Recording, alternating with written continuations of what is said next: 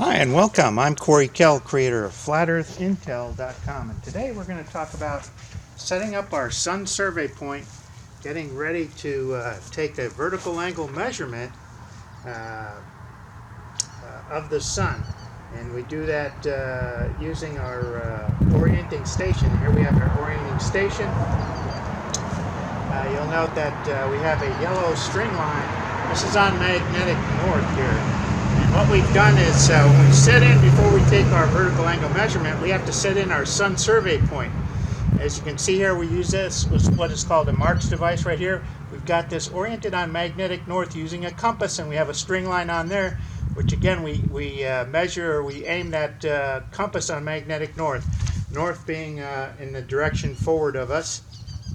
Towards me, south being the opposite direction. We are in the northern hemisphere right now in North America, so the sun is going to be to our south. And once we set this sun survey point in, that basically sets the geometric edge. We're going to test two sectors: Sector 1, which is a westerly sector, and Sector 8, which is the easterly sector, when we're conducting the 45-degree sector test. Again, the Marks device, a compass, and then we use a cross level. We want to make sure we're cross level. And when I mentioned the 45-degree sector test, when we mention the globe, we're testing a very large portion of the globe model, 45-degree sector. This globe model, and again, we don't use this for exact measurements because all it is pasted on a ball. We use digital mapping to get accurate. It's more accurate. But the 45-degree sector test, we're testing a large portion of the globe model. We're validating Earth's surface shape, whether it's a flat or a spherical surface, based on using the sun. And we're going to talk a little bit more in depth about that. And of course, we have the two models: the globe model, and of course the flat Earth model. And again, we can do this testing both models using vertical angle. But first, we have to install the sun survey point. Once that sun gets on alignment, in other words, we're doing manual linear alignment, that sun's going to create a shadow line. And once we get center line to that shadow line, that is what is known as solar noon. And then all we're going to do is put a marker down in the hole, and that marks our sun survey point. And then what we do here, I've set up this orienting station right here. You can see we've got this set up. We've got our plumb line right over what would be our sun survey point based on our setting of the geometric edge when we did our solar noon. And our first reading again is going to be westerly for Sector 1, and then easterly, the opposite direction, the following day. Why do we use the sun? The heliocentric model is the model of the day. The sun is the center celestial body for that model, which Earth and the other luminaries are said to be orbiting around. So that's why we'd want to use it. It is the center celestial body. Again, this tests the geometric shape of the Earth. And we can break down the globe and the F models, as I said, in 45-degree sectors. That's the best and easiest way. But also, the reason that we want to do 45-degree sectors, we want to get up away from the atmospheric conditions of 25 degrees and below. So that's why we want to do it at higher angles using the sun. Testing Earth shape at higher angles, again, if we get below 25 degrees, we start to get into lensing and refraction effects. And you'll notice that if you ever looked at like an October moon, when the moon rises, you'll see how big that moon is in the atmosphere versus when it gets higher up in the sky. And that's that lensing effect. Same thing with sunset and sunrise. Sometimes you'll see that lensing effect of the sun where it gets really large versus when it's up higher in the sky during the day. The heliocentric model, the sun is 1 degree in size, and it's said to be at 93 million miles.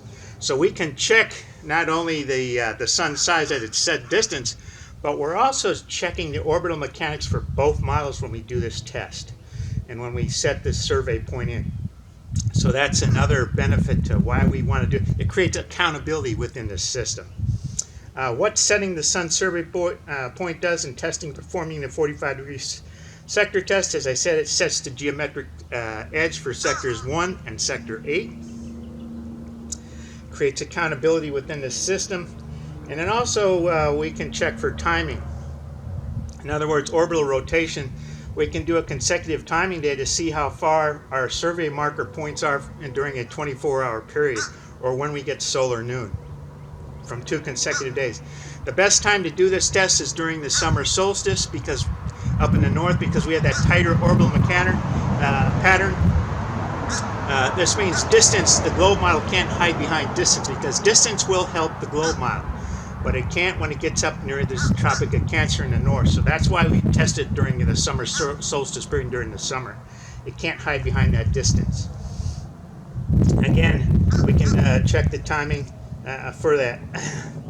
We can use 2 methods of timing, and they are a time set and sun plot. Time set is a set time. So if we want to do time set, we would do at 3 hours, it would be 45 degrees from our sun survey point. 3 times 8 being 24 hours, being 360 degrees. 45 times 8 being 360 degrees. So that is how we do time set. So if we got solar noon time here at 1 p.m. in the afternoon, our first time set reading westerly in sector 1 would be 16 hours or 4 p.m. in the afternoon, and then the following day would be sector 8, would be 10 a.m. in the morning for the easterly. That's time set. Very simple, and that's what we did during Operation Resolute Time. The other one is sun plot, which is a predetermined azimuth. Here, what I did is set up the orienting station on a predetermined azimuth from our sun survey point, which is on alignment with magnetic north, which would be at 260 degrees grid.